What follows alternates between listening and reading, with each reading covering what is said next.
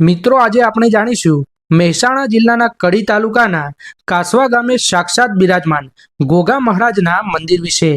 અહીંયા દાદાનું અતિ ભવ્ય મંદિર આવેલું છે।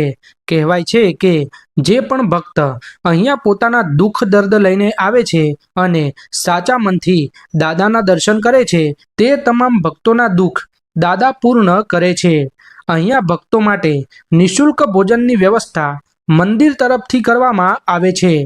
અહીંયા બિરાજમાન ગોગા મહારાજના ઇતિહાસ વિશે ટૂંકમાં વાત કરીએ તો કાશીથી સંતોની જમાત ગુજરાતમાં આવી હતી અને જંગલમાં રોકાઈ હતી। તેમાંથી એક મહાન સંત ત્યાં રોકાયા હતા અને બીજા સંતો યાત્રા માટે નીકળી પડ્યા હતા અને આ મહાન સંતની સેવા રબારી સમાજના વડવાઓ કરતા હતા।